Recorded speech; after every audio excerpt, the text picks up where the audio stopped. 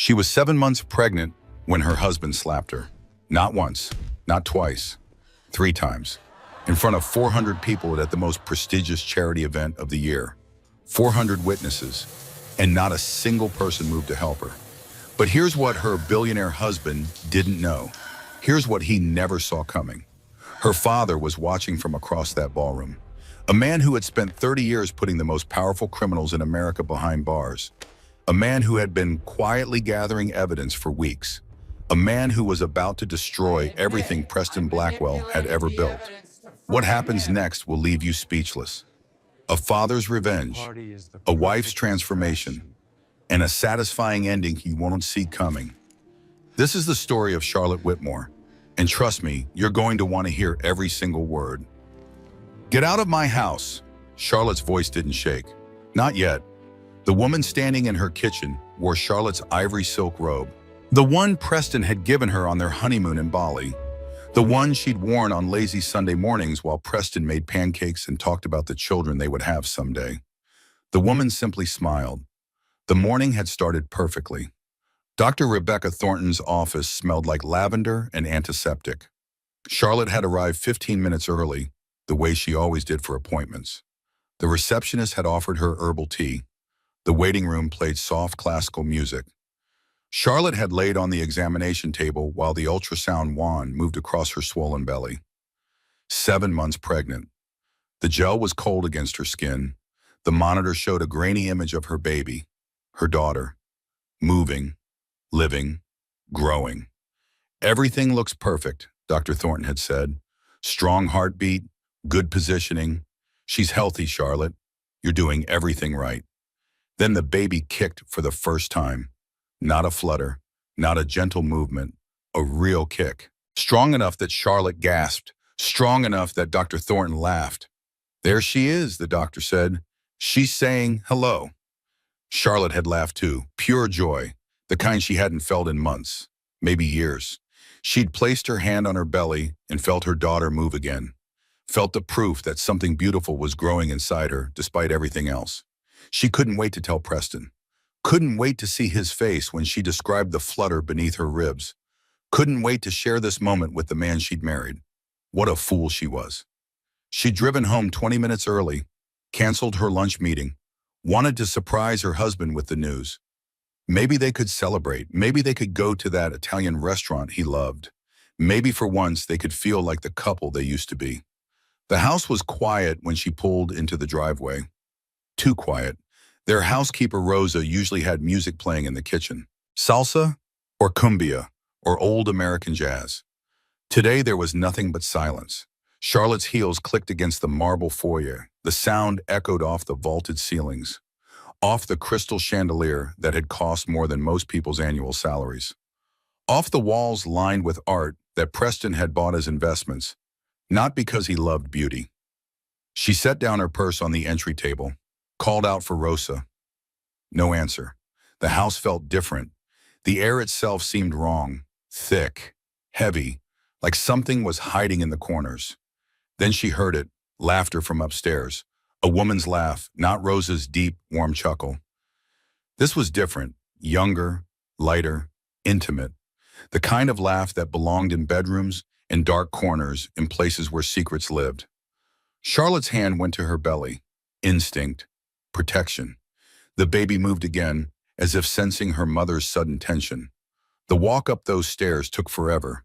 Each step felt like moving through water. Her hand gripped the iron railings so hard her knuckles went white. The carpet muffled her footsteps. The afternoon sun slanted through the windows, casting long shadows across the hallway. She almost turned back, almost convinced herself she was imagining things, almost told herself that it was nothing, that she was being paranoid, that the stress of pregnancy was making her hear things that weren't there. Almost. But Charlotte Whitmore had spent 28 years learning to trust her instincts, learning to read rooms and people and situations, learning that the quiet voice inside her head was usually right, even when she wished it wasn't. The master bathroom door stood open. Steam curled through the fan like a ghost trying to escape. The scent of Charlotte's favorite perfume drifted into the hallway. Jasmine and vanilla, the perfume Preston had custom made for her birthday last year. the perfume she kept on the vanity next to her wedding photo. Sienna Drake stood at that vanity, applying Charlotte's lipstick with careful precision, wearing Charlotte's robe, the silk clinging to her damp skin, using Charlotte's perfume, spraying it on her wrists and behind her ears. Her dark hair was still wet from a shower. Charlotte's shower, in Charlotte's bathroom, in Charlotte's home. Oh, Sienna turned slowly.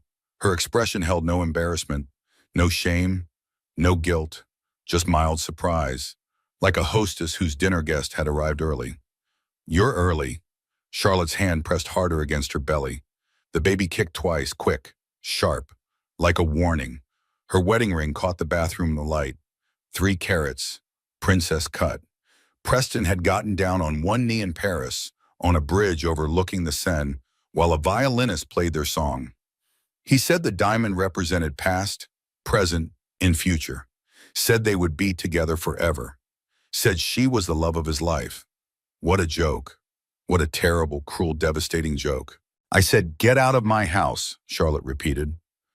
Her voice stayed steady. Years of board meetings and charity galas and family dinners had taught her how to control her face, how to hide what she really felt, how to smile when she wanted to scream. Sienna set down the lipstick, Charlotte's lipstick, the expensive one from Paris that Preston had bought her for Christmas. She pulled the robe tighter around her slim frame. "Maybe we should wait for Preston," Sienna said calmly. "He can explain things better than I can." There's nothing to explain. Charlotte's fingernails dug into her palms. The pain helped her focus, helped her stay present, helped her resist the urge to cross the room and destroy this woman who had been sleeping with her husband. "You have 5 minutes to get dressed and leave, or I'm calling the police." Sienna laughed, actually laughed. The sound bounced off of the marble tiles in the glass shower door and the mirrors that reflected Charlotte's pale, shocked face back at her from a dozen angles. "And tell them what?" Sienna asked. "That your husband's girlfriend borrowed your robe?" The word hit Charlotte like a physical blow. Girlfriend, not a one-time mistake, not a moment of weakness, not a drunken error that would never happen again. A girlfriend, an ongoing relationship, a parallel life that had been running alongside Charlotte's marriage without her knowledge. 4 minutes, Charlotte said. She turned and walked to the bedroom, sat on the edge of the bed she shared with Preston, the same bed where they'd conceived this baby during their anniversary trip to Napa, where she'd thought they were rebuilding their connection after months of distance, where she'd convinced herself that the problems in their marriage were temporary, fixable, normal. The same bed where Preston had probably brought Sienna 100 times before, while Charlotte was at foundation meetings, while she was visiting children's hospitals, while she was doing everything she could to be a good wife to a man who didn't deserve her. Her phone was in her hand before she realized she'd pulled it out. She called Preston. It rang once, twice, 3 times. "Sweetheart." His voice was warm, concerned, the voice of a loving husband worried about his pregnant wife. "Is everything okay? How was the appointment? Is the baby? Come home now." A pause. Charlotte could hear office sounds in the background, keyboards clicking, phones ringing, the hum of a building full of people who had no idea their boss was a monster. "Charlie, I'm in a meeting. Can this wait until now, Preston, unless you want me to call my father instead?" Another pause. Longer this time. Charlotte could almost hear him calculating, weighing options, deciding how to handle this unexpected development. "I'll be there in 40 minutes, he said finally. "Make it 20. She ended the call, heard Sienna moving around in the bathroom, drawers opening and closing. The woman was taking her time, making a point, demonstrating that she wasn't afraid, that she had nothing to hide. Charlotte stared at her reflection in the bedroom mirror. Red hair pulled back in a low bun, green eyes that looked too bright against her pale skin. 7 months pregnant with a monster's child. No, not a monster's child. Her child. Hers alone. Whatever Preston was, whatever he had done, this baby was innocent. This baby belonged to her. The front door slammed 43 minutes later. Charlotte had counted every second, had watched Sienna leave in a silver Mercedes that Charlotte had never seen before. The woman had paused at the door, looked back at Charlotte with something that might have been pity. Then she'd waved, actually waved, like they were neighbors, like they were friends. Preston appeared in the bedroom doorway, still in his charcoal suit, Still wearing the tie Charlotte had picked out that morning while he kissed her goodbye and told her he loved her. Navy blue with small silver dots.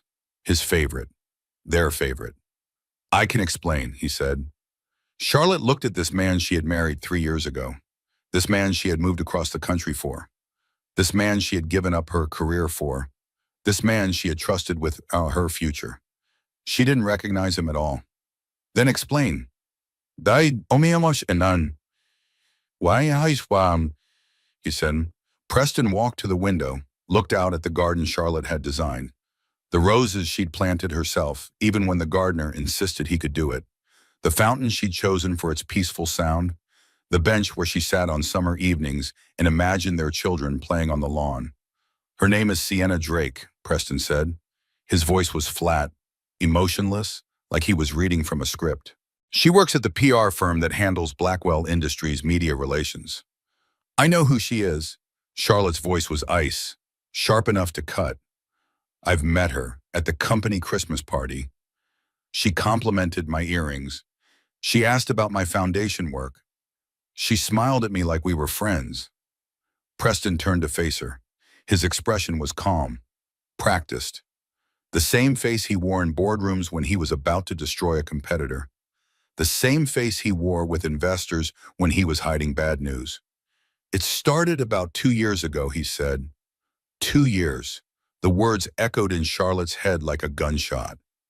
2 years before the engagement, before the wedding, before the pregnancy test that Charlotte had wrapped in a blue ribbon and presented to him over breakfast while he cried and said it was the happiest day of his life. 2 years. Their entire marriage had been a lie. Every kiss, every I love you, every promise, all of it built on a foundation of betrayal. She understands me, Preston continued, oblivious to the destruction his words were causing. Or maybe not oblivious. Maybe he knew exactly what he was doing. The pressure I'm under, the stress of running a company this size, you've been so focused on the foundation, the charity work, your family's legacy. He made it sound like an insult, like her dedication to sick children was a character flaw, like her desire to make a difference in the world was somehow a betrayal of him. I gave up my career for you, Charlotte said quietly. The words came from somewhere deep inside her, somewhere she'd been hiding truths even from herself. I moved across the country. I left my friends, my family, everything I knew. I gave up everything to build a life with you. And I gave you everything. Preston's voice sharpened, the mask slipping just a little. The house, the clothes, the jewelry, the foundation funding. Do you think your little charity survives without my money? Do you think anyone would care about Charlotte Whitmore if she wasn't married to Preston Blackwell? Charlotte stood. Her legs felt unsteady, but she locked her knees, refused to show weakness, refused to let him see how deeply his words had cut. I want a divorce. Preston's expression didn't change. Not even a flicker. Not even a twitch. That's not going to happen, he said. You don't get to decide that.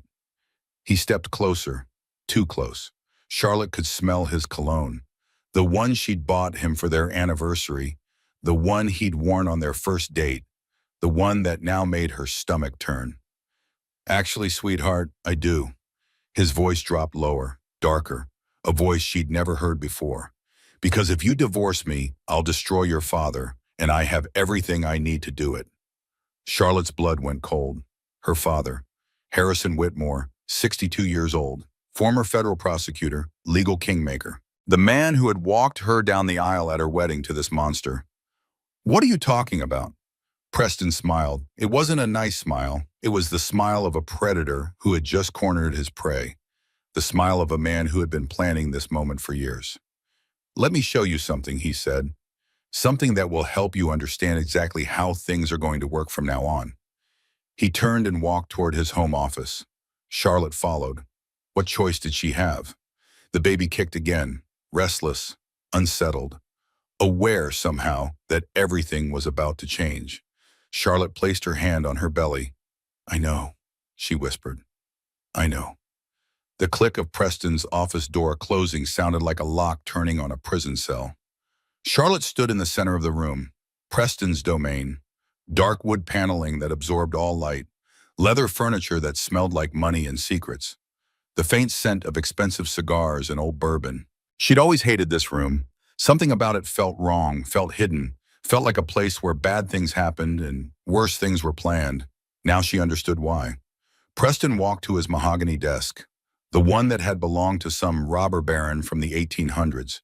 He'd bragged about it at dinner parties, talked about the history, the provenance, the bloodlines of power that connected him to men who had built empires on the backs of others. He opened a drawer, pulled out a manila folder thick with papers, spread them across the surface like a dealer laying out cards in a game only he knew the rules to. "The Whitmore Foundation," he said. His voice was pleasant, conversational, like they were discussing the weather or weekend plans. "Your grandmother started it 60 years ago. Elizabeth Whitmore. Remarkable woman. Built something from nothing." Charlotte didn't move, didn't speak. Something was coming. Something bad. She could feel it the way animals feel earthquakes before they strike. "It funds children's hospitals across 3 states. Preston could be provides care for families who can't afford it. Very noble, very respectable. The kind of charity work that makes people feel good about themselves." He looked up at her. His eyes were cold, empty, the eyes of a stranger wearing her husband's face. "According to these documents," he said, $32 million has been redirected from the foundation over the past 5 years. Offshore accounts, shell companies in the Cayman Islands, Cyprus, Luxembourg, all of it traceable to one person. He slid a paper toward her. Charlotte looked down. Her father's signature, clear and unmistakable. The same signature she'd seen on birthday cards and permission slips and the check he'd written for her wedding dress. Harrison James Whitmore, on a transfer authorization she had never seen before. "He didn't sign that," she whispered. "Prove it." Preston leaned back in his chair. The leather creaked. "Your father made a lot of enemies during his prosecutor days. Put away some very powerful people. Cost them their fortunes, their freedom, their futures. There are people who would love nothing more than to see Harrison Whitmore in federal prison. And now they have the evidence to make it happen." Charlotte picked up the document. Her hands were shaking. The paper rattled like dead leaves in a winter wind. She scanned the details, the dates, the amounts, the account numbers. It all looked real, professional, thorough. But it wasn't. It couldn't be. "This is forgery," she said. "This is fraud. My father would never—" "Your father would never what?" Preston's eyebrows rose. "Steal from sick children? Betray the foundation his mother built? Destroy his own family's legacy for personal gain?" He stood, walked around the desk, stood close enough that Charlotte could see the flecks of gold in his brown eyes. The eyes that had once looked at her with what she'd thought was love. "The thing about reputation, sweetheart, is that it only matters until the evidence says otherwise. Your father spent 30 years building a name for himself. 30 years of being the good guy, the righteous prosecutor, the man who couldn't be bought." Preston smiled. "But everyone can be bought. Everyone has a price. And once these documents go public, no one will remember the good he did. They'll only remember the crimes he committed." Charlotte's mind raced. The late nights Preston spent in this office, the locked drawers she'd never thought to question, the passwords he guarded like state secrets. She'd thought he was protecting business deals, trade negotiations, corporate strategy. Instead, he'd been building a trap, a cage designed specifically for her family. "Why can't I say she asked. Her voice was steadier than she felt. "Why would you do this? What did my father ever do to you?" "Insurance." Preston shrugged, like they were discussing investment strategies. "When I married you, I knew your family would eventually become a liability. Old money always thinks it's better than new money. Your father never approved of me, never thought I was good enough for his precious daughter. I could see it every time he looked at me. The judgment, the doubt, the certainty that I would eventually disappoint you. So you created fake evidence to frame him for crimes he didn't commit. I created options." Preston returned to his chair, sat down, steepled his fingers. "Leverage. A way to ensure that when the time came, I would have control. That's what business is, Charlotte. Control, power, the ability to make people do what you want them to do. The baby moved inside her, a slow roll, a reminder that she wasn't alone in this room, that there was another life depending on her to make the right choice. The affair started before we got married, Charlotte said slowly. The pieces were clicking into place like a puzzle she'd been trying to solve without knowing she was even playing. You never intended this to be a real marriage. It was real enough. Preston's tone was dismissive. You gave me respectability, access to social circles I couldn't reach on my own. Your father's connections opened doors that would have taken me years to break through. The old guard doesn't trust new money, but they trust Harrison Whitmore's daughter. And Sienna? Sienna is who I go home to in my mind. Preston's voice softened when he said her name, a tenderness Charlotte had never heard directed at her. She understands what it takes to build an empire. She doesn't judge, doesn't demand, doesn't look at me with those disappointed eyes the way you do. Charlotte thought about the past 2 years, the canceled trips when Preston had work emergencies that never quite made sense, the late nights that stretched into early mornings, the weekends away for conferences and meetings and networking events, the way he looked at his phone and smiled at messages she never saw. The signs had been there all along. She just refused to see them. I knew, she said out loud. The words surprised her, coming from somewhere deep, somewhere honest. Somewhere inside I knew. The late nights, the canceled twists, the way he looked at his phone, I knew. The validation whisper hung in the air, a truth she'd been denying herself for months, maybe years. All those nights lying awake wondering if she was crazy, if she was paranoid, if pregnancy hormones were making her imagine things that weren't there. She wasn't crazy. She wasn't paranoid. The signs were there. She'd just been too afraid to see them. The gala is in 4 days, Preston said. His voice was businesslike now, the mask firmly back in place. The annual Whitmore Foundation benefit, 400 guests, the most important social event of the season. You will attend. You will smile. You will play the loving wife who supports her wonderful husband. And if I don't, then I release these documents to the FBI. Preston gathered the papers, stacked them neatly, like he was organizing a shopping list instead of evidence of manufactured crimes. Your father gets investigated. The foundation gets shut down. Every child depending on those hospitals loses their care. Every family counting on that charity loses their hope. He looked at her. His eyes were hard. All because you couldn't swallow your pride and play nice. Charlotte's throat tightened. She thought about the children as she'd visited last month at the pediatric ward. The little boy with leukemia who'd shown her his dinosaur drawings. The girl with a heart condition who'd asked Charlotte to sign her cast. The parents who'd wept with gratitude when they learned the foundation would cover their bills. What do you want? Charlotte asked. Her voice was barely a whisper. After the gala. What happens then? We'll discuss terms. Preston put the folder back in the drawer, locked it with a key he wore on a chain around his neck. A civilized arrangement. You keep your lifestyle, your foundation role, your family's reputation. In exchange, you look the other way, like a good wife should. He walked to the door, paused with his hand on the handle. Oh, and Charlotte? He didn't turn around. Don't think about telling your father, or your brother, or anyone else. The FBI already has copies of these documents. Anonymous tips submitted 3 weeks ago. If anything happens to me, if I go missing or have an accident or suddenly get arrested, the investigation begins immediately. The door closed behind him. Charlotte heard his footsteps on the stairs, the front door opening and closing, the sound of his car engine starting, the crunch of tires on the driveway. She stood alone in the office, surrounded by dark wood and leather and the evidence of her husband's betrayal. Holding the weight of her family's destruction in her trembling hands, the baby kicked, hard, demanding attention, refusing to be ignored. Charlotte walked out of the office, down the hall, past the photographs of their wedding that now seemed like props in a play, into the guest bathroom. She closed the door, locked it, sank to the cold tile floor. She counted the tiles, blue and white, 16 rows of 8, 128 tiles total. She'd picked these tiles herself 3 years ago, had spent hours looking at samples, debating colors, imagining the life she'd build in this house. Every room, every detail, for a life she thought she was building with a man who loved her.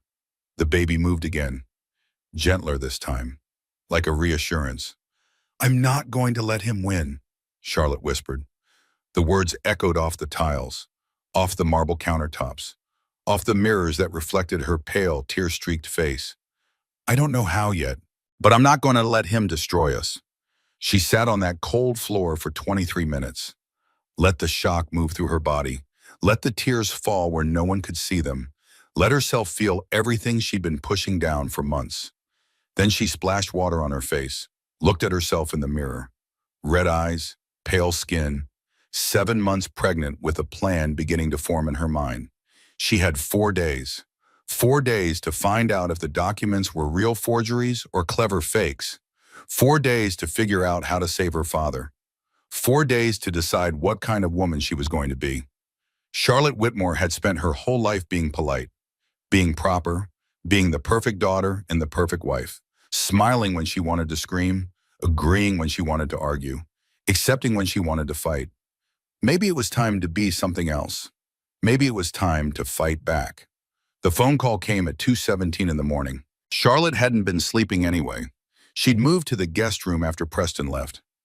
Couldn't stand the thought of lying in their bed. The bed where he'd held her while thinking of someone else. The bed where he'd whispered, "I love you," while planning her family's destruction. The sheets in the guest room were clean, neutral. They didn't smell like Preston's cologne or Sienna's perfume, or the lies that had infected every corner of this house. "Charlie," her brother's voice was rough with sleep and concern. "I'm outside. Let me in." Owen Whitmore stood on her doorstep 5 minutes later. He was 32 years old but looked older tonight. Dark circles under his eyes, jaw tight with worry. He wore jeans and a hoodie, like he'd dressed in the dark. A laptop bag hung over one shoulder. A coffee thermos was clutched in one hand. "Dad called me," Owen said. He didn't wait for an invitation, just walked past her into the kitchen. Started setting up his equipment on the island. 3 monitors connected by cables she didn't recognize. A keyboard with extra keys. Things that blinked and hummed with purpose. "Told me you sounded strange when you talked to him yesterday. Asked me to check on you." Charlotte closed the door, locked it, checked the lock twice. "How much did he tell you?" she asked. "Nothing." Owen didn't look up from his cables. "You know, Dad, he doesn't share unless he has to. Keeps everything close to the chest. But I know my sister. Something's wrong, so tell me." Charlotte told him everything, the affair, the confrontation, the forged documents, Preston's threats, the FBI tip, the Gala deadline, every detail she could remember, every word Preston had said, every implication she'd pieced together in the hours since. She talked for 47 minutes without stopping. Owen listened without interrupting, just like their father would have. His fingers moved across the keyboard as she spoke, pulling up databases and records and things Charlotte didn't understand, but he listened, really listened. When she finished, Owen cracked his knuckles. A habit from childhood. He only did it when he was about to solve a problem, when he saw a challenge that his skills could meet. "Show me the documents," he said. "Preston has them locked in his office. I don't have the key." "Then we start with what we can access." Owen's fingers flew across the keyboard. Screens filled with numbers and code. Foundation financial records, bank statements, transfer logs, corporate filings. If Preston created forgeries, there will be inconsistencies. Digital breadcrumbs he couldn't completely erase. Nobody's perfect. Not even billionaires who think they are. Charlotte made coffee while her brother worked. The familiar routine steadied her hands.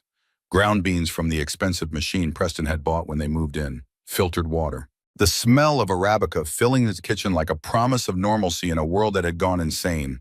She'd always loved this time of night, when the world was quiet and possibilities felt endless, when she could sit in her kitchen and imagine the life she was building, the children she would have, the difference she would make. Now that quiet felt different, heavier, full of threats instead of promises.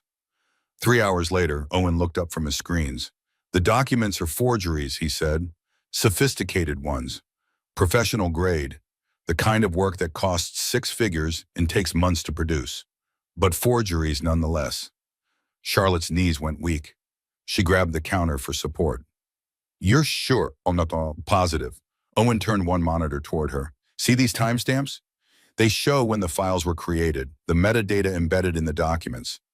Preston's forgeries are dated 5 years ago, but the actual creation timestamps are from the last 6 months.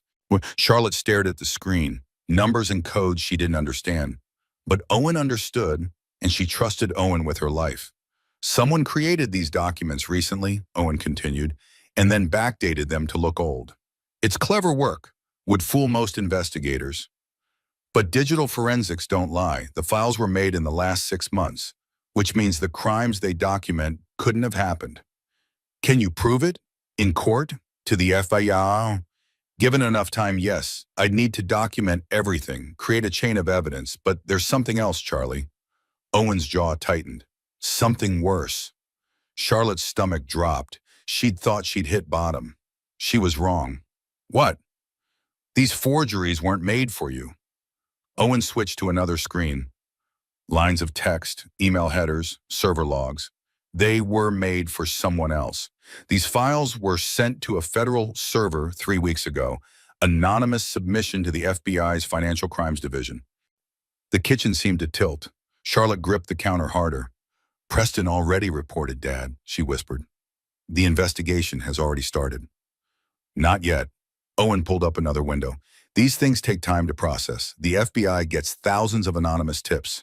They have to verify sources, check credibility, prioritize cases. But the clock is ticking. If we don't get ahead of this, Dad could be facing federal charges by the end of the quarter. Charlotte thought about her father, 62 years old, 30 years of public service, a reputation built on integrity and justice. The man who had taught her that doing the right thing mattered more than doing the easy thing. All of it could disappear because she'd married the wrong man. What do we do? She asked. First, we gather evidence. Owen started typing again, fast, purposeful. I'll dig into Preston's digital footprint, see if I can trace the original files, find proof that he created them. There's always a trail, always. And second, Owen looked at her. His eyes were their father's eyes, sharp, determined, unafraid, the eyes of a Whitmore facing down a threat. Second, we figure out what else Preston is hiding. Men like him don't stop at one crime. There's always more. We just have to find it. Charlotte's phone buzzed. She almost ignored it, almost. Then she saw the preview, a text from an unknown number. Manhattan area code. I need to talk to you. It's about Preston. Please, Bob. The number wasn't in her contacts. But Charlotte recognized something in the message. Desperation, fear, the same feelings churning in her own chest. Who is it? Owen asked. Charlotte showed him the screen. Could be a trap, he said. Could be an opportunity. Charlotte typed a response, her fingers steady despite the fear. Where and when? The reply came immediately.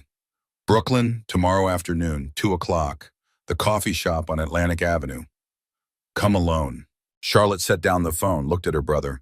I'm going, she said. Charlie? She knows things, Owen. Things we need to know. If there's even a chance she can help us, I have to take it. Owen studied her face, looking for doubt, looking for hesitation. Whatever he saw there made him nod slowly. Fine, but I'm tracking your phone. And if you're not back in 2 hours, I'm calling Dad. And if I call Dad, he's calling everyone he knows, which is basically everyone. Charlotte managed a small smile. The first one in days. It felt strange on her face, foreign. Deal. She walked to the window. The sun was coming up over the garden, golden light spreading across her roses, red and white and pink, just starting to bloom.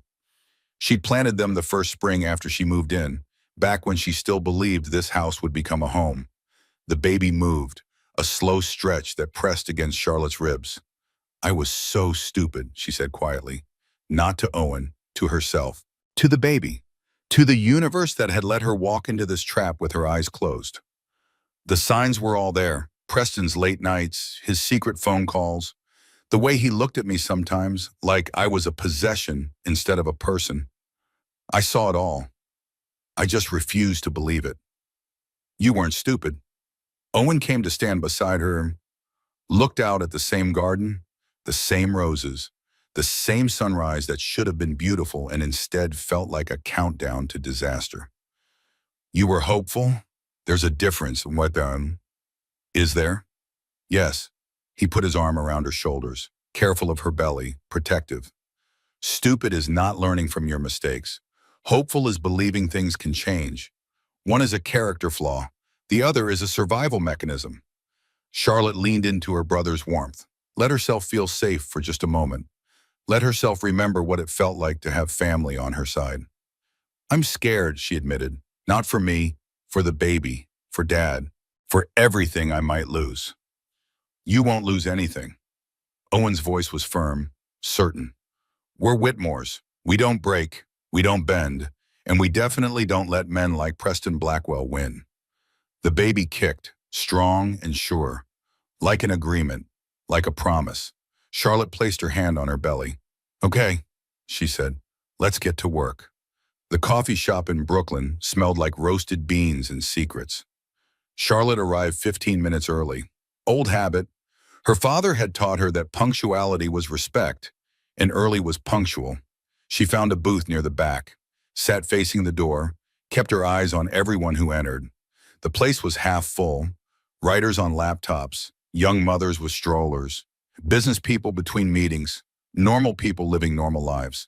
None of them knew that the pregnant woman in the corner booth was fighting for her family's survival. Her phone was in her pocket, Owen tracking her location in real time, ready to send help if something went wrong, ready to burn down the world if she didn't come home. Sienna Drake walked in at exactly 2 o'clock. She wore dark sunglasses and a coat with the collar turned up, like she was trying not to be recognized, like she was as afraid as Charlotte felt. She slid into the booth across from Charlotte, didn't order anything, just wrapped her hands around the table edge like she was trying to hold herself together. Thank you for coming, Sienna said. Her voice was different than it had been in Charlotte's bathroom. Smaller, shakier, the confidence stripped away. I almost didn't. I know. Sienna pulled off her sunglasses. Her eyes were red, swollen. She'd been crying. I wouldn't have either. Not after what you saw, what I did, what I've been doing for 2 years. Charlotte studied the woman who had been sleeping with her husband, the woman who had stood in her bathroom, worn her robe, used her perfume, smiled at her at Christmas parties while planning ways to destroy her life. She should have felt rage, should have wanted to throw her coffee in Sienna's face, should have wanted to scream and curse and make this woman hurt the way she was hurting. Instead, she felt something unexpected. Curiosity, and beneath that, a strange kind of recognition. Because Sienna Drake didn't look like a villain, she looked like a victim. Why did you contact me? Charlotte asked. Sienna took a breath. Her hands were shaking. Charlotte noticed that her manicure was chipped, her makeup hastily applied, small signs of a life unraveling. Because he's going to destroy you, Sienna said. And after he destroys you, he's going to destroy me. That's what he does. That's who he is. I've seen him do it before. To who? His first wife, Vanessa. Sienna's eyes went distant, lost in memories she probably wished she could forget. She died in a car accident 4 years ago. Single vehicle, wet road. The police ruled it an accident. The insurance company paid out. Everyone moved on. Charlotte's blood went cold. Are you saying Preston? I'm not saying anything. Sienna cut her off, her voice sharp with fear. I'm not accusing anyone of anything. I'm telling you what I know. And what I know is that Preston Blackwell is not the man everyone thinks he is. He's not the man I thought he was. She reached into her purse, her hands still trembling, pulled out a flash drive. Small, black, unremarkable. He films everything, Sienna said. She slid the drive across the table. Meetings, phone calls, private conversations. He thinks it's insurance, proof that he can use against people if they turn on him. He has files on everyone in his industry, competitors, partners, employees, enemies. Charlotte looked at the flash drive, this tiny piece of plastic that might contain the key to saving her family. What's on it?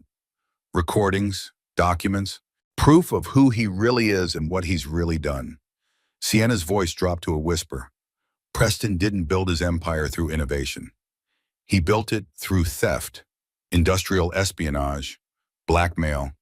He steals ideas from smaller companies, uses private investigators to dig up secrets.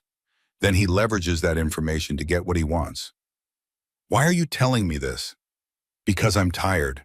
Sienna's eyes filled with tears. Tired of pretending, tired of being afraid, tired of watching him hurt people and knowing I'm part of it, tired of looking in the mirror and hating what I see. Charlotte picked up the flash drive, held it between her fingers. Such a small thing, such enormous implications. He's planning to disappear, Sienna continued. He's been moving money offshore for years, creating new identities, buying property in countries without extradition treaties. He showed me once when he was drunk, said we'd leave together, start fresh, build a new empire somewhere no one would find us. And you believed him? I wanted to, Sienna laughed bitterly. I wanted to believe that I was special, that he loved me in a way he couldn't love anyone else. But I know better now. I've watched him too long, seen too much. He doesn't love anyone. He uses people until they're not useful anymore. Then he discards them. Charlotte thought about her own marriage. The promises Preston had made, the future he'd painted, the love she'd thought was real. Including me, she said, including you, including your baby, including your entire family. Sienna leaned forward, urgent, desperate. The Gala. He's planning something. I don't know what exactly, but he's been too calm lately. Too happy. Preston is never happy unless he's about to hurt someone, unless he's about to win. Charlotte's phone buzzed in her pocket. She pulled it out. A text from her mother. Your father just received a visit from 2 FBI agents. Come home immediately. Her hands went cold. That specific cold that starts in the fingertips and spreads through the body. The same cold she'd felt at 14 when the hospital called about her grandmother. The same cold she'd felt at 22 when her college roommate's parents died in a car accident. The cold that meant life was about to change permanently, irrevocably. I have to go, Charlotte said. She stood, grabbed her bag, started toward the door. Her heart was pounding, her thoughts racing. The FBI, at her parents' house, asking questions, making accusations. Charlotte, Sienna's voice stopped her at the door. I'm sorry, I know that doesn't mean anything. I know I don't deserve your forgiveness, but I'm sorry for all of it. Charlotte didn't turn around, couldn't turn around. If she looked at Sienna, she might break, and she couldn't afford to break. Not now. Make it mean something, she said. Help me stop him. She walked out into the Brooklyn afternoon. The sun was too bright. The sounds of the city too loud. Traffic and voice and construction and life happening all around her while her world collapsed. Her car was parked 2 blocks away. She walked quickly, not quite running, trying not to draw attention, trying not to scream. The flash drive was clutched in her hand. Evidence, proof, a weapon she hadn't known she needed. Charlotte got in her car, sat behind the wheel, didn't start the engine. She looked at the flash drive, thought about what it might contain, what it might reveal, what it might cost her to use it. I didn't cause this, she said out loud. The words echoed in the empty car. He did, and I'm going to be the one who ends it. She started the engine, pulled into traffic, headed toward her childhood home and whatever waited there. The baby kicked twice. Quick, sharp, like agreement, like encouragement. Charlotte pressed the gas pedal harder. The city blurred past her windows. Brooklyn becoming Queens, becoming the highway out of the city. She didn't know what she would find when she got home. Didn't know what the FBI had asked. Didn't know how much damage Preston had already done. But she knew one thing with absolute certainty. This wasn't the end. This was just the beginning. The Whitmore family home stood on 3 acres in Connecticut. White columns that had been there for 100 years. Green shutters that Charlotte's mother repainted every spring. A wraparound porch where Charlotte had learned to walk. Where she'd taken prom pictures with boys whose names she couldn't remember. Where she'd said goodbye before leaving for college with tears streaming down her face. Now 2 black sedans sat in the circular driveway. Government plates, federal plates, cars that announced trouble before anyone spoke a word. Charlotte parked behind her mother's Lexus. Her hands were shaking as she turned off the engine. The baby moved restlessly, responding to her stress. She walked up the stone path she'd walked 1,000 times before, touched the iron railing her father had installed when she was 8 and afraid of falling. Past the rose bushes her grandmother had planted 50 years ago. The front door was open. Voices drifted from her father's study, low, tense, the sound of people being very careful with their words. Her mother intercepted her in the foyer. Margaret Whitmore was 56 years old but looked 10 years younger. Blonde hair perfectly styled, posture perfect, face calm. But Charlotte could see the tension in her mother's shoulders, the tightness around her eyes, the way her hands kept smoothing her already smooth blouse. "They've been here for 2 hours," Margaret said quietly. "Your father is handling it. You know how he is. Nothing rattles him." "What are they asking?" "Foundation finances, transfer records, the usual fishing expedition." Margaret's hand found Charlotte's arm, squeezed. "Whatever this is, we'll deal with it. We always do. That's what Whitmores do." Charlotte heard her father's voice through the study door, measured, patient, the voice of a man who had spent 30 years in courtrooms facing down murderers and corrupt politicians and people who thought they were untouchable. "I appreciate your diligence, gentlemen, but I can assure you that every dollar of the Whitmore Foundation has been properly accounted for. My family has dedicated our lives to this work. We don't take it lightly." "Mr. Whitmore, we have documents that suggest otherwise." "Then your documents are wrong, and I'd very much like to know where they came from." Charlotte walked into the study. Her mother followed close behind. 2 agents sat across from her father, dark suits, neutral expressions. The older one had gray at his temples and the tired eyes of a man who had heard every lie the world could offer. The younger one held the pen and notepad, ready to record anything incriminating. Harrison Whitmore looked up when his daughter entered. His face showed nothing. 62 years of practicing that expression. But his eyes asked a question. Charlotte gave a small nod. "Later. We'll talk later." "Agents, this is my daughter Charlotte," Harrison said smoothly. "She serves as executive director of the foundation. Perhaps she can answer your questions more directly than I can." The agents exchanged glances. The older one pulled out a photograph, slid it across the desk toward Charlotte. "Mrs. Blackwell, do you recognize this signature?"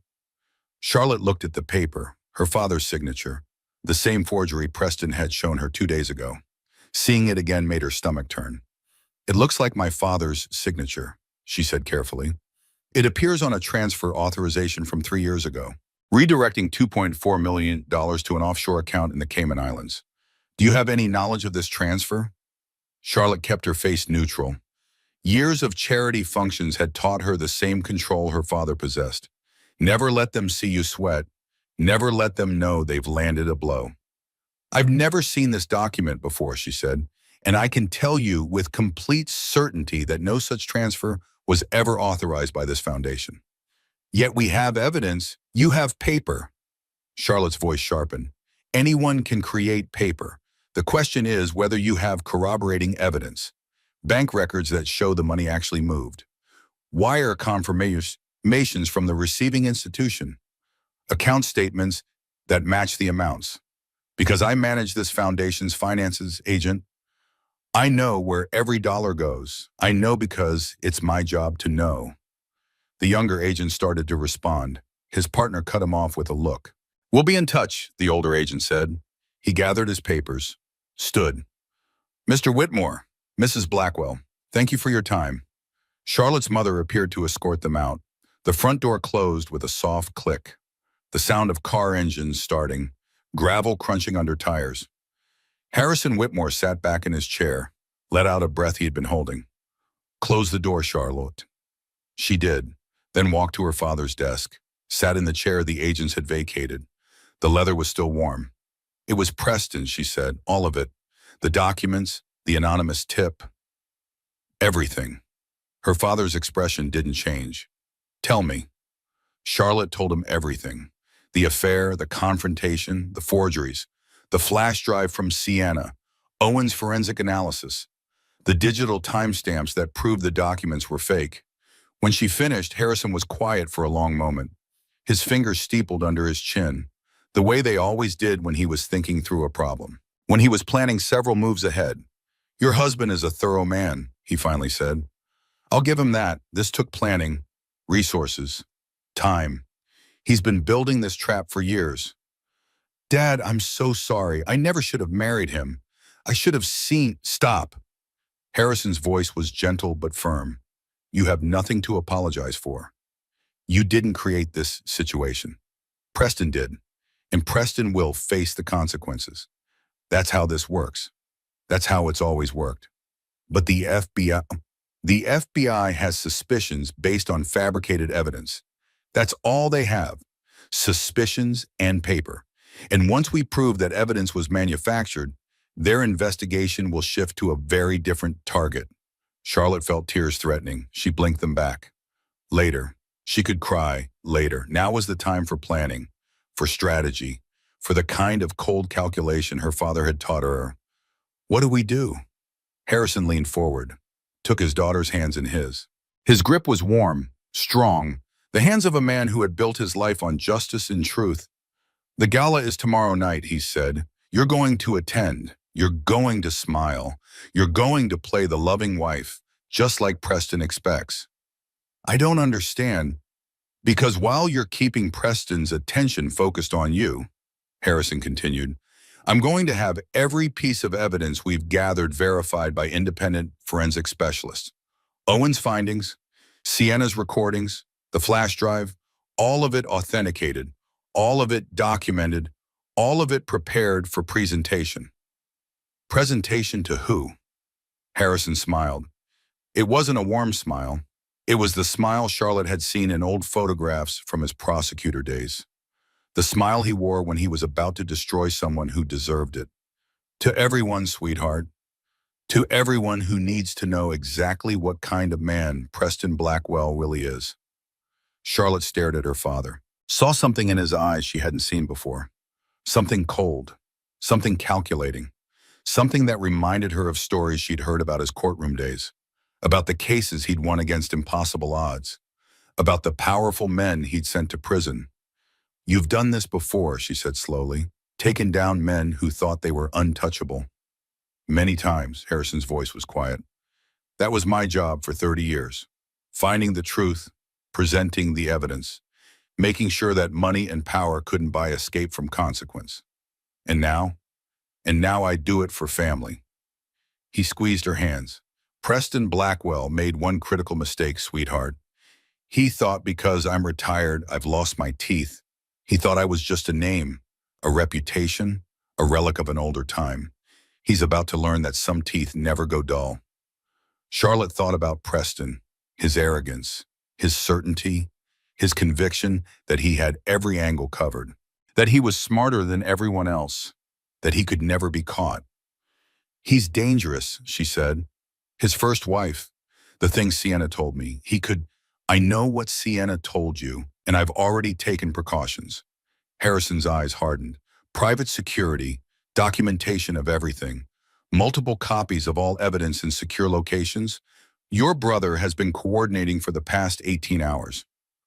"Owen?" "Owen, and some friends from my prosecutor days. People who remember what we built together. People who believe in justice. People who have been waiting a very long time for someone to give them a reason to act." Charlotte felt something shift inside her. Fear giving way to something else, something stronger. Hope.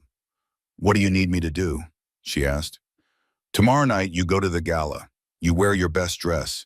You smile and shake hands and let Preston believe he's won." Harrison's voice dropped lower. "And you trust that your family has your back. The way we always have. The way we always will." Charlotte nodded, drew a deep breath, felt the baby move inside her, a reminder of what she was fighting for, who she was fighting for.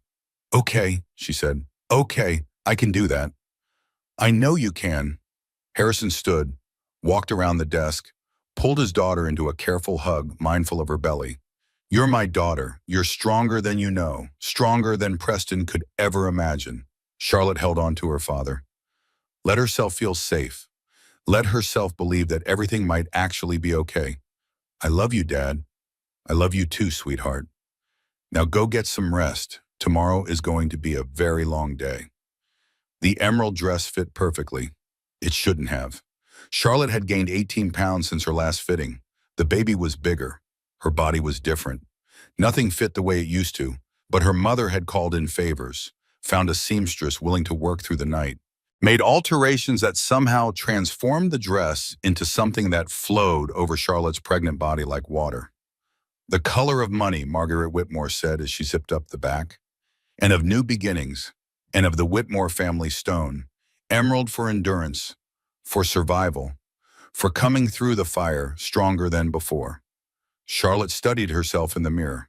Green silk draped over her swollen belly, diamond earrings that had belonged to her grandmother, hair swept up in a style her mother had worn 30 years ago at her own debut. She looked older, more serious, more like a woman about to walk into battle than a wife attending a charity event. Good. That's exactly what she was. The Whitmore Foundation Annual Gala. 400 of Manhattan's most powerful people. Politicians and philanthropists. Socialites and celebrities.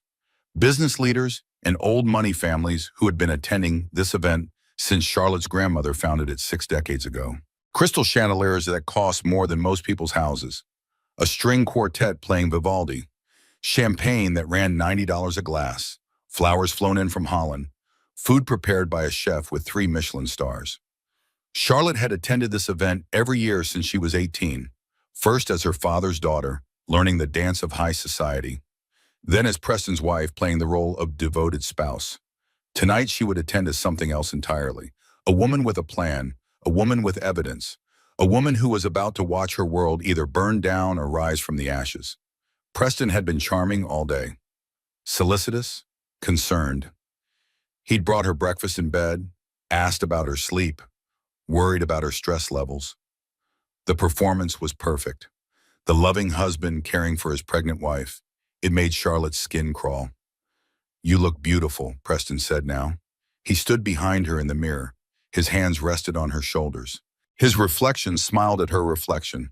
"The most beautiful woman I've ever seen." Charlotte didn't flinch, didn't pull away. The game required her to play along. For a few more hours. "Thank you," she said. "You look handsome too." He wore a black tuxedo, custom made by a tailor in Milan.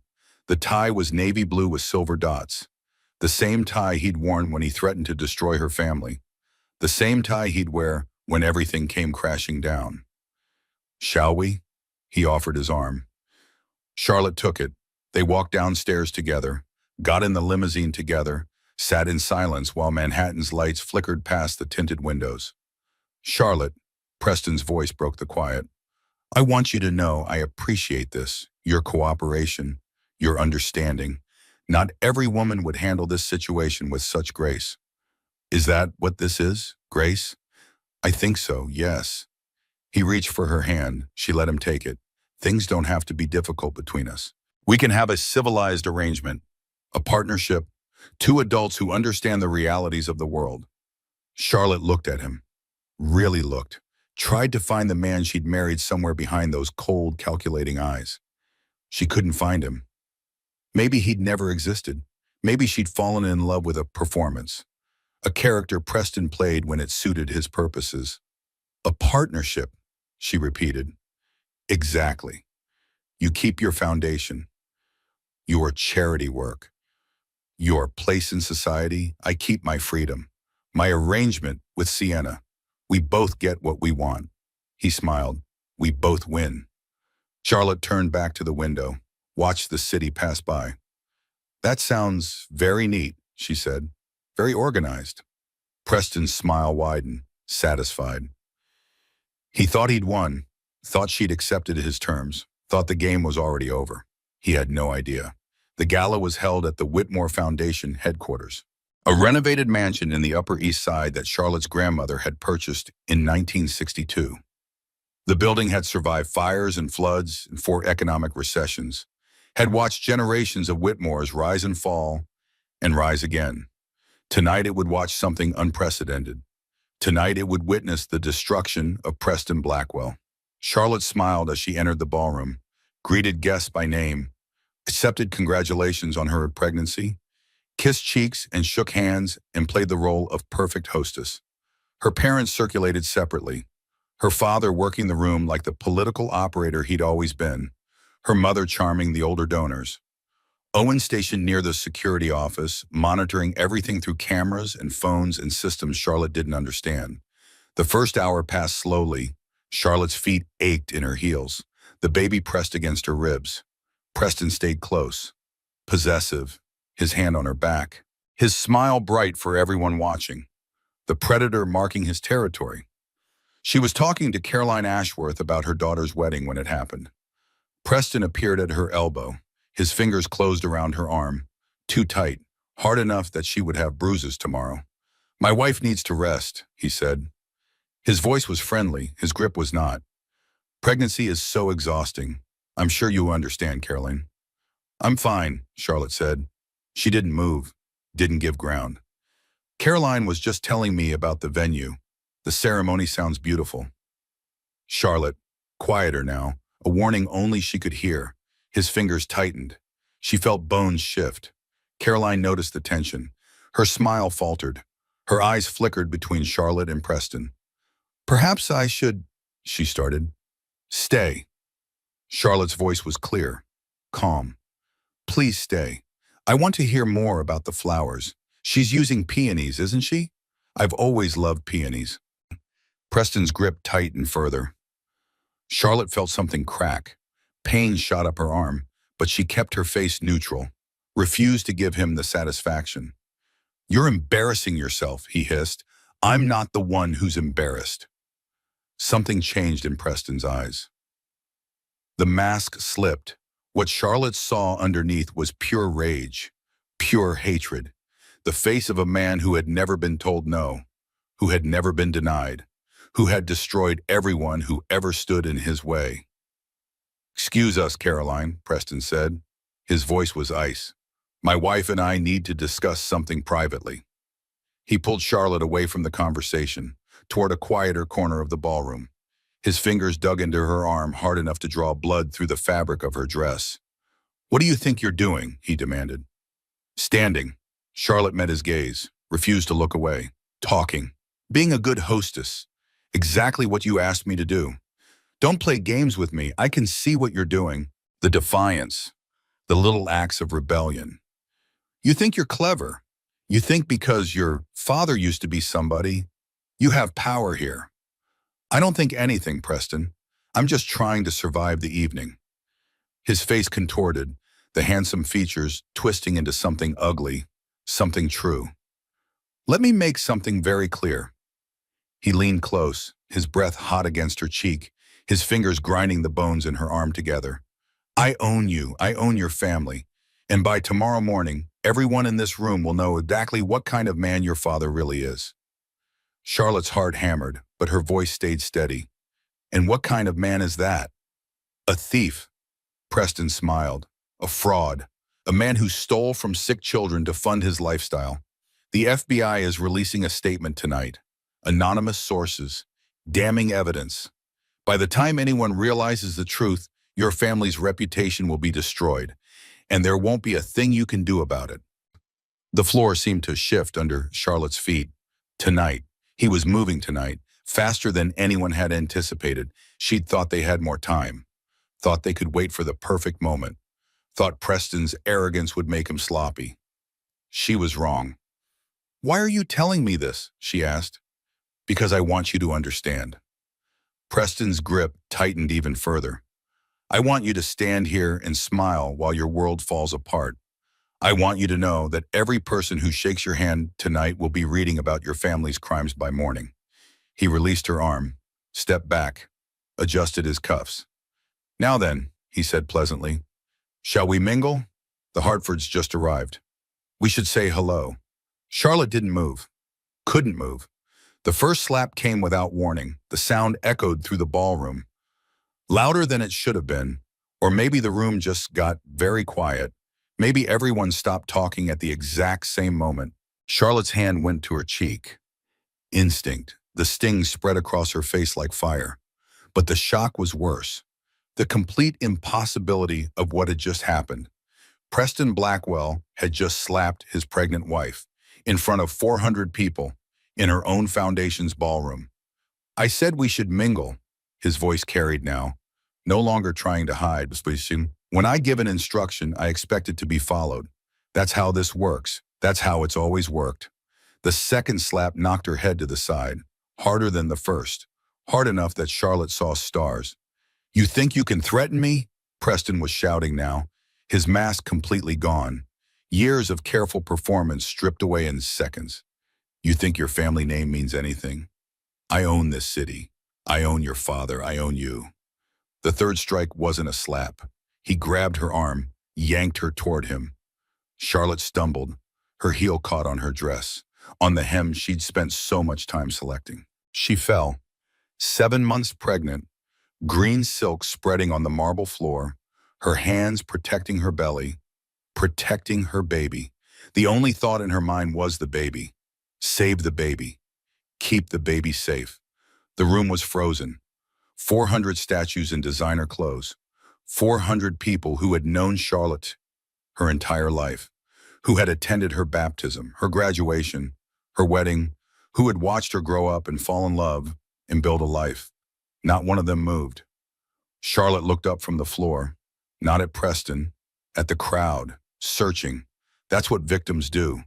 They look for someone, anyone, who will help, who will step forward, who will say stop. No one moved.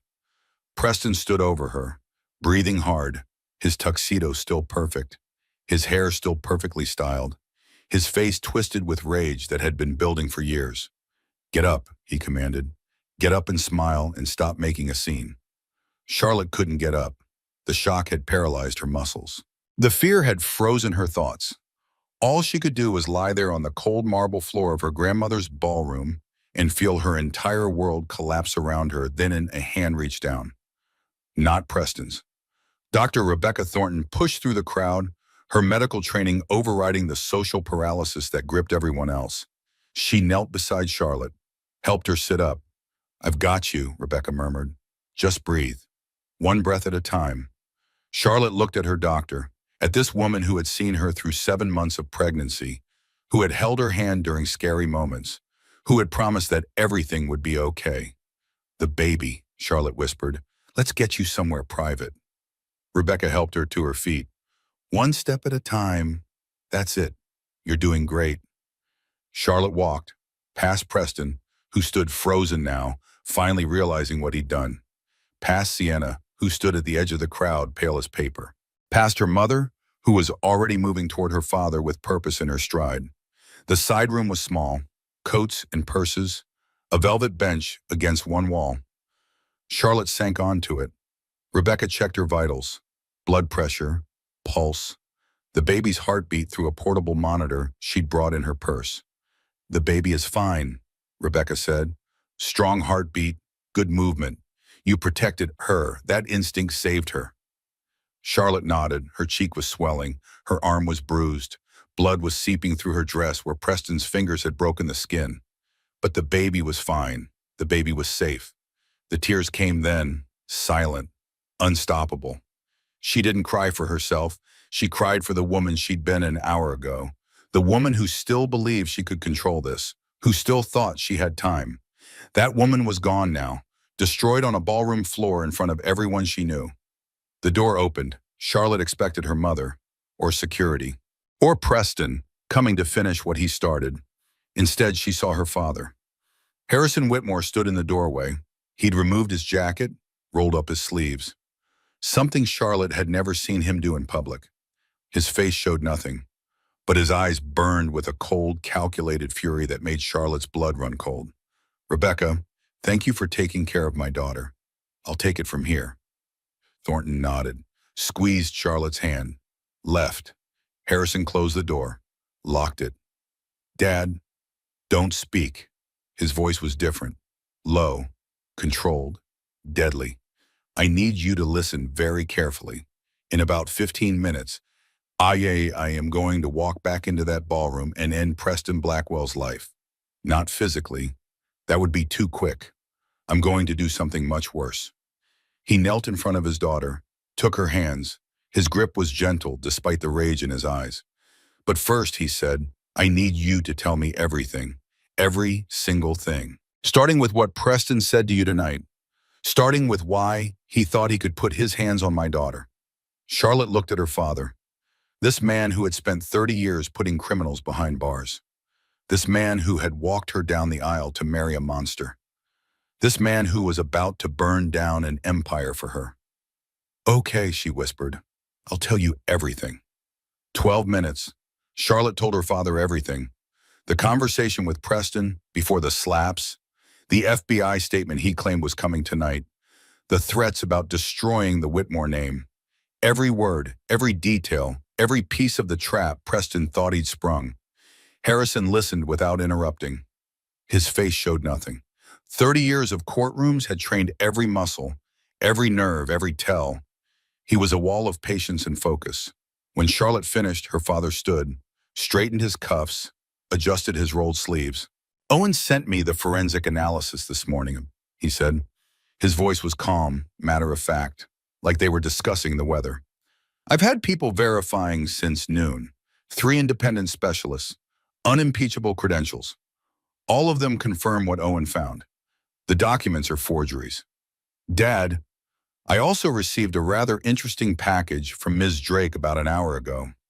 Harrison continued as if Charlotte hadn't spoken. Recordings of Preston admitting to fraud, documents showing his offshore accounts, a signed statement detailing his crimes over the past decade.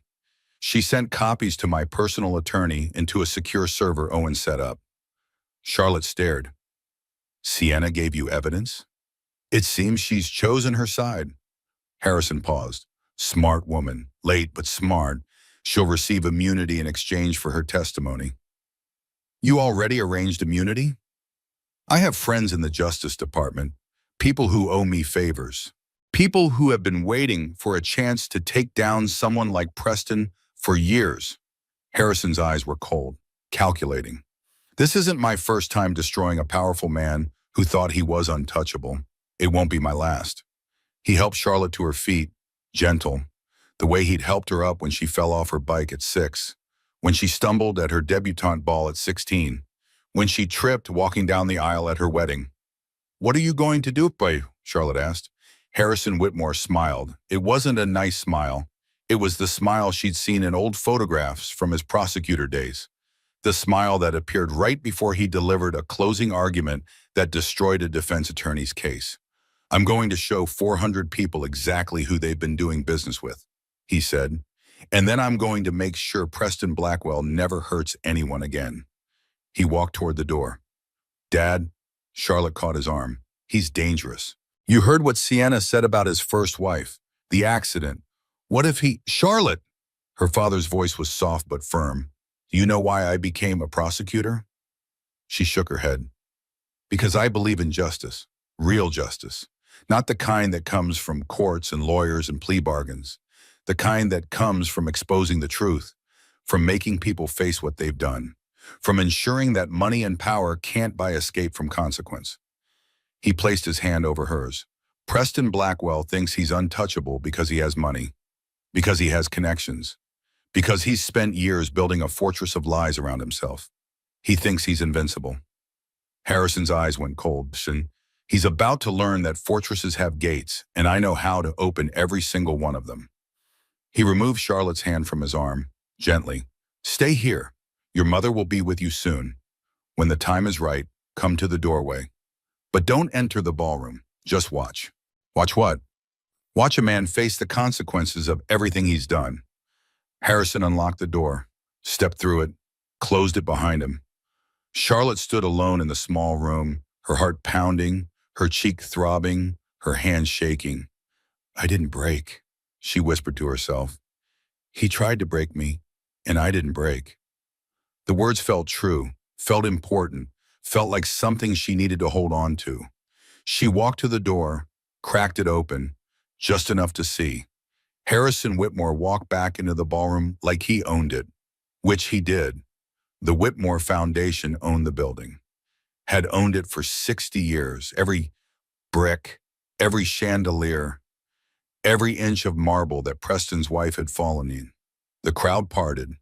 Everyone had seen what happened. Everyone had done nothing. Guilt makes people cooperative. Shame makes them eager to atone. Preston stood near the bar, surrounded by his people, his lawyers, his security guards. He saw Harrison coming and actually smirked. The arrogance, the absolute certainty that nothing could touch him. Harrison, Preston's voice carried across the silent ballroom, I was just explaining to everyone how your daughter fell. Pregnancy affects balance, I'm told. She's been clumsy lately. It's really quite concerning. Harrison stopped 10 feet away, didn't raise his voice, didn't need to. The room was absolutely silent, 400 people barely breathing. Ladies and gentlemen, Harrison said, I apologize for the interruption to your evening, but I believe transparency is important, especially among friends, especially among people who have supported this foundation for decades. He pulled out his phone, pressed a button. For a moment, nothing happened. Then the venue's sound system crackled to life. Preston's voice filled the room. A recording, crystal clear. The foundation money is already moved, 32 million. By the time anyone figures it out, I'll be gone. Charlotte's father will take the fall. I've got everything set up. The signatures, the paper trail. Harrison Whitmore, beloved philanthropist, revealed as a fraud. Another voice on the recording, Sienna's. What about Charlotte? Preston laughed. The sound echoed off the chandeliers, bounced off the walls, filled every corner of the ballroom. What about her? She's useful. The pregnancy buys sympathy. Once the kid is born, I'll file for divorce. Claim she's mentally unstable. Postpartum depression. I'll get the kid, the money, and she'll be too destroyed to fight back. The recording ended. The silence that followed was the loudest thing Charlotte had ever heard. 400 people barely breathing. 400 pairs of eyes fixed on Preston Blackwell's face. Charlotte watched from the doorway. Her mother appeared beside her, arm around her waist, supporting, pitting her. Preston's expression cycled through emotions. Confusion first, then recognition, then denial, then fear. Fear looked good on him. That recording is fake, Preston said, his voice cracked. It's been manipulated, doctored. Anyone can edit audio these days. You all know that. You all, perhaps, Harrison agreed calmly, which is why I've had it verified by 3 independent forensic specialists. Their reports are quite thorough, as are the documents provided by Miss Sienna Drake, recordings of dozens of similar conversations, emails, financial records, all authenticated, all verified, all admissible. Preston's eyes found Sienna in the crowd. She stood near the far wall, pale, trembling, but she didn't look away. You bitch, Preston hissed. I'll destroy you. Blackwell, Harrison's voice sharpened like a knife. Please refrain from attacking witnesses. It's poor form, and it's being recorded. He gestured to the corners of the ballroom. Small cameras Charlotte hadn't noticed before. Security footage capturing everything. Harrison pulled out another phone. Different one. This belongs to FBI Special Agent Marcus Webb. I've sent him everything. Every recording, every document, every piece of evidence demonstrating your systematic theft from Blackwell Industries, your industrial espionage, your blackmail operations, your conspiracy to frame an innocent man for your crimes. Harrison paused. Agent Webb is currently outside this building with a team. They've been there since 7 o'clock, waiting for my signal. Preston moved toward the exit. 2 of his own security guards blocked his path. They weren't his anymore. Also, Harrison continued, I should mention that Mr. Blackwell's personal security detail has been working with my investigators for approximately 6 weeks. Turns out people don't like working for men who plan to flee the country and leave them holding the bag. Turns out loyalty has limits. Preston's face went white, then red, then white again. His hands were shaking. His perfect composure completely shattered. You can't do this, he sputtered. I have lawyers. I have connections. You have nothing. Harrison's voice dropped even lower. The room leaned in to hear. Every word precise, devastating. You touched my daughter. You hit my grandchild. You tried to destroy my family with lies and fabricated evidence. You stood in my grandmother's ballroom and put your hands on a pregnant woman. He took one step closer, just one. I spent 30 years putting away men far more powerful than you. Men with armies, with governments in their pockets, with resources you cannot imagine. Men who thought they were bounds, who thought they could do anything, who thought no one could touch them. Harrison smiled. You're not even a challenge. The ballroom doors opened. FBI agents in dark suits filed in. 6 of them. 8. 10. Serious faces. Official badges. The machinery of justice finally in motion. Agent Marcus Webb walked directly to Preston Blackwell. Mr. Blackwell, you're under arrest for wire fraud, securities fraud, embezzlement, assault, and witness intimidation. You have the right to remain silent. Anything you say can and will be used against you in a court of law. Preston's mouth opened, closed, opened again. For the first time since Charlotte had known him, he had nothing to say. 2 agents took his arms, handcuffs appeared, clicked shut around his wrists. The sound echoed through the silent ballroom. Charlotte watched from the doorway, watched her husband being led away in handcuffs, watched the faces of 400 people who had witnessed everything, watched Preston turn his head one last time, looking for her. His eyes found hers. For just a moment, what she saw there wasn't anger, wasn't hatred. It was something she'd never seen from Preston Blackwell before. Defeat. Charlotte didn't smile, didn't gloat, didn't feel triumph. She just felt tired. Bone deep, exhausted, like she'd been running a marathon she didn't know she was in. Her mother's arm tightened around her waist. Come, Margaret said quietly. Let's get you sitting down. Charlotte let herself be led back into the small room, sank onto the velvet bench, let the tears come again. But this time they were different. This time they were release. The aftermath was chaos, but organized chaos. The Whitmore family had been managing crises for 3 generations. They knew how to handle disasters, how to control narratives, how to emerge stronger from destruction. Charlotte sat in the venue's private office while the storm raged around her. Someone had brought her tea, Earl Grey, her grandmother's favorite. The smell reminded her of childhood, of simpler times, of a world where monsters were only in fairy tales. Her mother handled the guests, smoothly redirecting shock into sympathy, turning witnesses into allies. By tomorrow, the narrative would be set. Charlotte Whitmore, brave victim of a monster.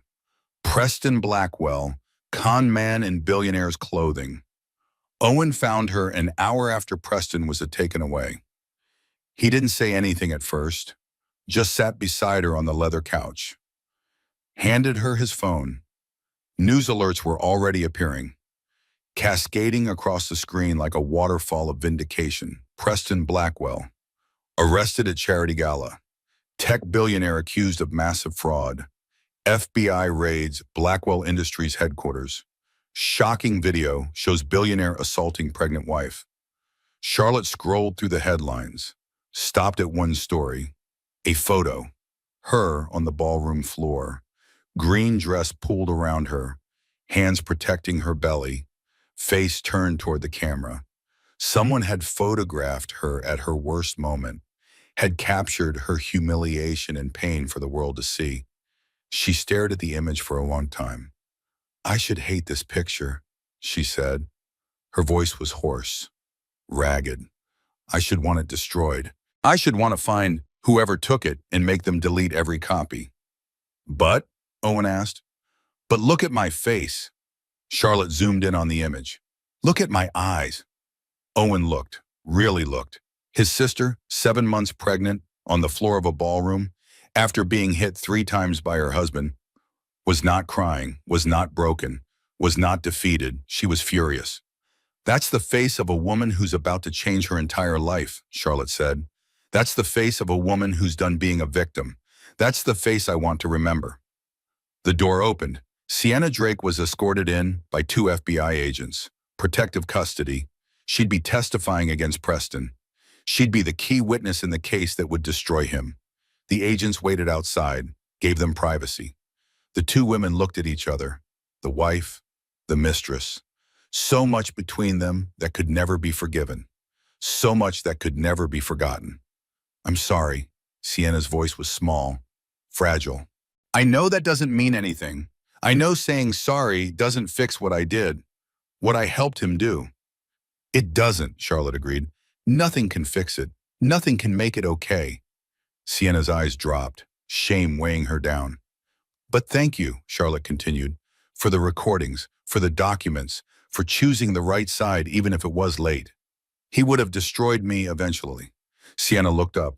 Her eyes were wet, red-rimmed. I could see it coming, the way he looked at me sometimes, the same way he looked at you before tonight. I knew I was running out of time. So you decided to destroy him first. I decided to survive. Sienna's voice strengthened slightly. The same thing you did. The same thing every woman in his path has had to do. Charlotte stood, crossed the room, stood in front of the woman who had slept with her husband for 2 years, who had worn her robe and used her perfume and smiled at her at Christmas parties. She should have felt a hatred, should have wanted to hurt her, should have wanted revenge. Instead, she felt something unexpected. Recognition, understanding, the bond of 2 women who had both been trapped by the same predator. Neither of us deserved Preston, Charlotte said quietly. Nobody deserves to be a pawn in someone else's game. She held out her hand. Sienna stared at it, then slowly reached out, shook it, just once. Good luck with the testimony, Charlotte said. Good luck with everything else. The FBI agent at the door cleared his throat. Time was up. Sienna was led away, disappearing into protective custody, into a future that would be defined by courtrooms and depositions in the slow machinery of justice. Charlotte turned to find her father standing in the doorway. The FBI is done with their initial questions, Harrison said. We can go home. Home, Charlotte laughed. The sound was hollow. Strange. I don't have a home anymore. That house was his. Everything in it was his. Every memory is poisoned. Harrison walked across the room, took his daughter's hands the way he had when she was a child. When her biggest problems were scraped knees and mean girls and tests she hadn't studied for. You have a home, he said. You've always had a home. You just forgot for a while. The tears came again. Charlotte didn't fight them. Just let herself be held by her father. Let herself feel safe for the first time in months. Let herself believe that everything might actually be okay. It's over, Harrison murmured. It's finally over. Charlotte nodded against his shoulder, felt the baby move inside her, a reminder of everything she'd fought for, everything she'd survived. Thank you, she whispered, for believing me, for fighting for me, for destroying him. I'm your father. Harrison's voice was thick with emotion. That's what fathers do. They stood there for a long moment, father and daughter, survivors of a war they hadn't known they were fighting. Then Charlotte pulled back, wiped her eyes, straightened her spine. Let's go home, she said. 6 weeks after the gala, Charlotte sat in her childhood bedroom. Pink wallpaper she'd been meaning to paint since she was 16, swimming trophies from the high school team she'd captained, a poster of a boy band she'd loved at 13, embarrassing photographs of awkward teenage years. The room was a time capsule of who she used to be, before Preston, before the betrayal, before she learned that love could be a weapon. She was 37 weeks pregnant now, almost there. The baby was positioned low, ready, eager to enter a world her mother was finally prepared to give her. Charlotte ran her hand over her swollen belly, felt her daughter move. Strong kicks, determined movements. A fighter already. You're going to be okay, Charlotte whispered. We're both going to be okay. The divorce papers had been filed. Preston's assets frozen pending federal investigation. His empire crumbling piece by piece as investigators uncovered the full scope of his crimes. 47 counts, wire fraud, securities fraud, embezzlement, assault, witness intimidation, conspiracy to commit fraud. The list went on and on. Decades of crimes finally exposed to the light. His lawyers had tried for bail. The judge had denied it. Flight risk, she said. The private island Preston had bragged about to Sienna had been discovered. The new identities he'd been building. The offshore accounts he'd been filling. Everything documented. Everything exposed. Preston Blackwell would likely die in prison. 70 years old at minimum before he'd be eligible for parole. If he lived that long. Charlotte read the news each morning from bed. Her mother brought breakfast. Her father read her the legal analysis. Owen had installed new security systems throughout the house, even though they didn't need them anymore. The foundation had been cleared. The FBI investigation confirmed the forgeries. Harrison Whitmore's reputation emerged stronger than before. A man framed by his corrupt son-in-law. A family that had stood together against injustice. The narrative worked because it was true. Charlotte's therapist came every Tuesday and Friday. Dr. Andrea Collins, 52 years old, gentle eyes, a voice like warm honey. "How are you feeling today?" Dr. Collins asked during their session. "I'm not starting over," Charlotte said. The words surprised her, coming from somewhere deep, somewhere honest. "I'm starting better." "What's the difference?" Starting over implies going back to zero, losing everything and beginning again from nothing. Charlotte placed her hand on her belly. Starting better means taking everything I've learned and building something stronger, something that can't be destroyed by men like Preston. "And what have you learned?" Charlotte thought about the question, really thought. "I've learned that I'm stronger than I knew, that my family will always have my back, that some things have to break before they can be rebuilt." She paused, took a breath. "And I've learned that I was my own prison. Preston held the keys, but I was the one who locked the door. I was the one who accepted his lies, who ignored the warning signs, who chose to believe in a fantasy instead of facing the truth." Dr. Collins nodded. "That's a difficult realization." "It's a freeing one," Charlotte smiled, felt it reach her eyes for the first time in months. "Because if I lock the door, I can unlock it. If I chose the prison, I can choose freedom. It means I have power. Real power, the kind no one can take away." The baby shower happened on a Saturday afternoon. Her mother insisted. Charlotte hadn't wanted presents, so everyone donated to the foundation instead. Tens of thousands of dollars for children's hospitals, for families who couldn't afford care. For the mission her grandmother had started 60 years ago. Caroline Ashworth came, the woman from the Gala who had stood frozen while Charlotte fell, who had watched and done nothing while Preston hit his pregnant wife. "I'm sorry I didn't do anything," Carolyn said. Her voice trembled. Her hands shook. "I was afraid. I saw what was happening and I just froze. I couldn't move. I couldn't speak." Charlotte looked at this woman she'd known for years, saw the guilt weighing her down, the shame that had been building for 6 weeks. "Most people are afraid," Charlotte said gently. "I was afraid too, for a long time. The difference isn't whether we feel fear. The difference is whether we let fear make our decisions." "How did you get there? How did you stop being afraid, though?" Charlotte considered the question, thought about all the nights she'd lain awake in terror, all the days she'd spent planning and preparing, all the moments when giving up had seemed easier than going on. "I didn't stop being afraid," she said finally. "I just decided that something else mattered more. My daughter, my family, my future. I decided that protecting them was worth any fear, worth any risk." Carolyn's eyes were wet. "I wish I had your courage." "You do." Charlotte took her hand, squeezed. "Everyone does. Courage isn't the absence of fear. It's the decision that something else matters more." That night, alone in her childhood bedroom, Charlotte felt the first contraction. Not a kick, not a flutter.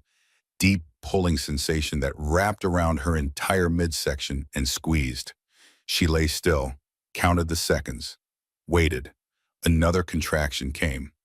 10 minutes later, then 8 minutes, then 6. Charlotte reached for her phone, called her mother. "It's time," she said. The drive to the hospital took 17 minutes. Her father drove too fast.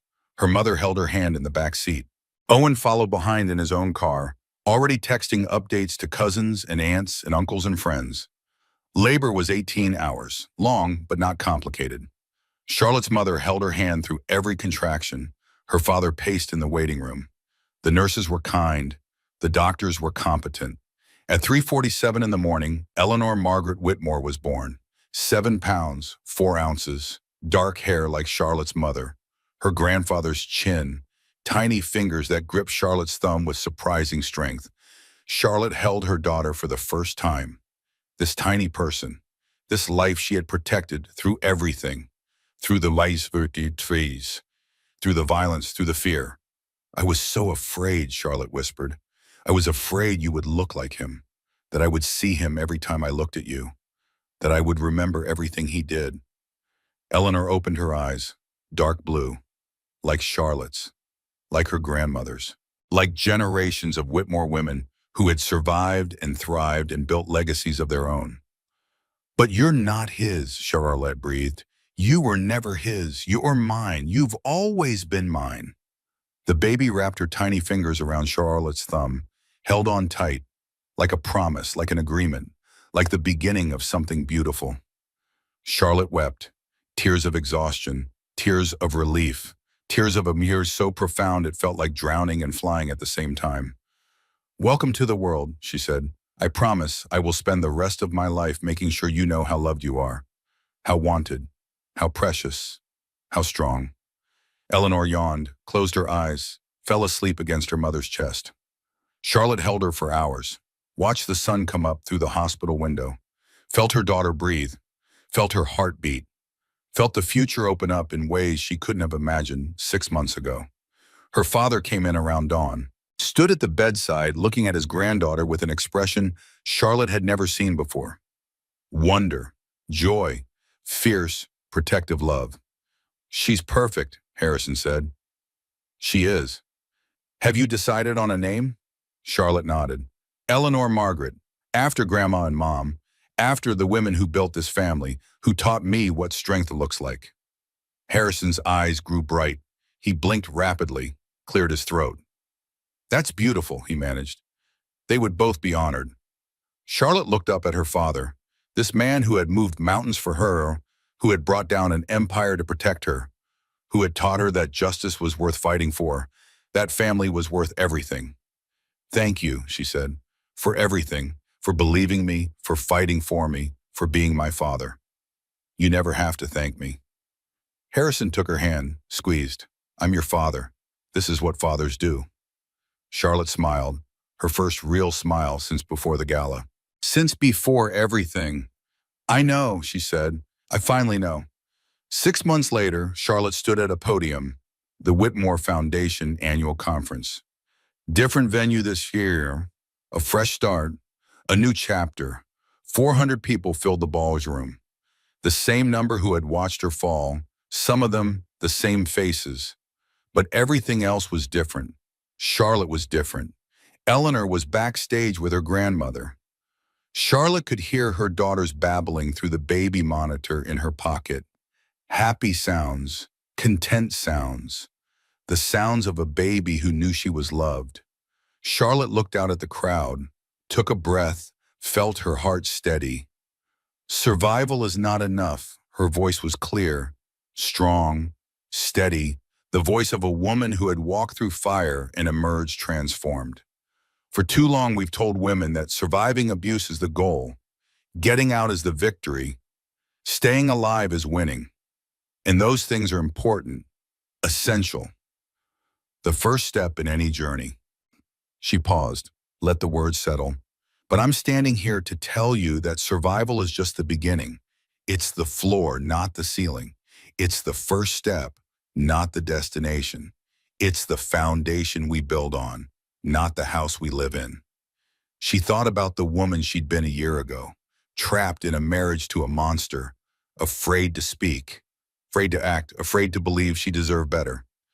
My ex-husband hit me in front of 400 people, and no one moved. The room went still, absolutely silent. I'm not saying that to shame anyone. I understand fear. I lived with fear every day for 3 years. I know what it's like to be paralyzed, to watch something terrible happen and not be able to move. She took a breath. But in that moment, lying on a ballroom floor in a green dress, I made a decision. I decided that I would never again wait for someone else to save me. I decided that I would save myself. And I decided that once I did, I would spend the rest of my life helping others do the same. She looked out at the crowd, saw tears on many faces, saw recognition, understanding, the shared experience of pain and survival. Today, I'm announcing the Eleanor Foundation, named for my daughter, named for the future we're building together. She described the initiative: legal aid for survivors who couldn't afford attorneys, financial counseling for those rebuilding their lives, career support for women starting over, therapy, housing assistance, emergency funds. We're not just helping women survive, Charlotte said. We're helping them thrive. We're showing them that the life they dream of is possible, that the person they want to become is waiting inside them. She looked out at the crowd. Because here's what I've learned. Here's the truth that took me 30 years and one terrible marriage to understand. The prison door was unlocked all along.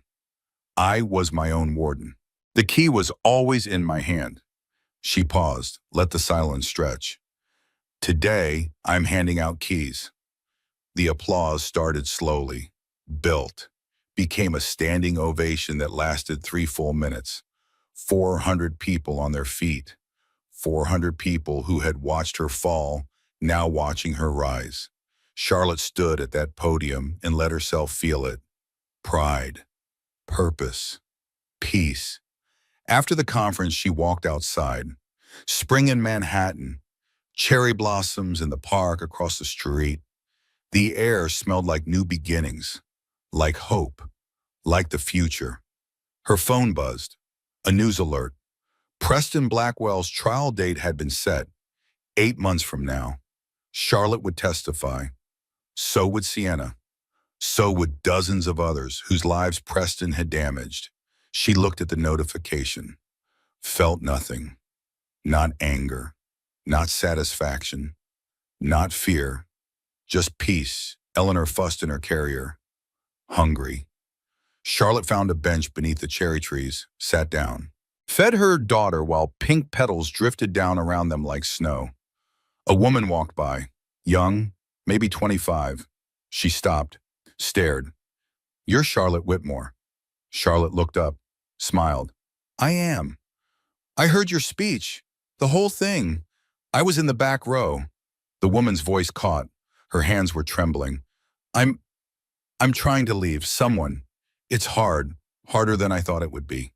Charlotte studied this stranger, saw herself 2 years ago, before Sienna, before the Gala, before she understood what kind of man she'd married, saw the fear, the doubt, the tiny spark of hope that something better was possible. It's the hardest thing you'll ever do, Charlotte said, harder than you can imagine, harder than anyone who hasn't done it will ever understand. The woman's eyes filled with tears. But here's what I need you to know. Charlotte reached into her bag, pulled out a card. You're not alone. You don't have to do this by yourself. You don't have to be strong every minute of every day. She handed the card over. The woman took it with shaking hands. Looked at the foundation's number. Call that number, Charlotte said. Today, right now if you can. They'll help you make a plan. They'll help you find resources. They'll help you believe that the life you deserve is possible. How do you know? The woman's voice was barely a whisper. How do you know I deserve better? Just Charlotte thought about the question. Really thought. Because everyone does, she said finally. Because you were born deserving love and safety and respect. Because the day you start believing that is the day everything changes. Not because your circumstances change. Because you change. She paused. And because whoever told you otherwise was lying. Whoever made you feel small. Whoever made you afraid. They were lying. Your worth is not determined by how they treat you. Your worth is inherent, unchangeable. Built into your eye of bones from the moment you were born. The woman clutched the card, tears streaming down her face. Thank you. Thank yourself. Charlotte reached out, squeezed the stranger's hand, for recognizing that you deserve better, for having the courage to say it out loud, for taking this step even though it's terrifying. That's strength, real strength, the kind no one can take away from you. The woman nodded, wiped her eyes, walked away. Charlotte watched her go, wondered about her story, wondered if she would call the number, wondered if she would find the strength to leave. She hoped so. With everything in her, she hoped so. Eleanor finished eating, fell asleep against her mother's chest. The same chest that had cracked open on a ballroom floor now beat steady and sure. Charlotte looked down at her daughter, this tiny person who would never know her father, who would grow up hearing stories about that night at the gala. Who would learn eventually about the monster her mother had married and the family that had saved her? "Here's what I'm going to teach you," Charlotte whispered. Eleanor's eyes fluttered, but didn't open. "Your worth is not determined by who loves you or how they treat you. Your worth is inherent, unchangeable, built into your bones from the moment you were born. No one can give it to you. No one can take it away." The baby sighed, content, safe. "And if anyone ever tries to convince you otherwise, if anyone ever raises their hand to you, if anyone ever makes you feel less than you are, if anyone ever tries to trap you the way your father trapped me," Charlotte's voice grew stronger, "you have a family that will burn down empires for you. Grandpa already proved that. Uncle Owen, Grandma, all of us, we will fight for you. We will protect you. We will move mountains if we have to." She paused. "But more importantly, you have yourself. You have your own strength, your own courage, your own voice, and that's always going to be enough. That's always going to be more than enough." She stood, adjusted the baby carrier, started walking back toward the venue where her parents were waiting, where her new life was waiting. The cherry blossoms drifted down around her, pink and white, like snow, like confetti, like the beginning of something beautiful. Charlotte Whitmore had been a daughter, a wife, a victim. Now she was a mother, a survivor, a force. The woman she'd become bore no resemblance to the woman who'd walked up those stairs and found her husband's mistress in her robe. That Charlotte had been asleep, compliant, afraid, trapped in a cage she hadn't even recognized. This Charlotte was awake, fierce, free. She'd lost her marriage, her home, her illusions about the man she'd loved. She'd gained her daughter, her purpose, herself. The trade-off wasn't even close. Charlotte smiled, a real smile, the kind that started deep in her chest and spread across her whole face, the kind she'd almost forgotten she was capable of. The same face that had looked up from a ballroom floor in fury. The same face that had stood before 400 people and declared her independence. The same face that would testify in court and watch justice finally delivered. Her face, her story, her triumph.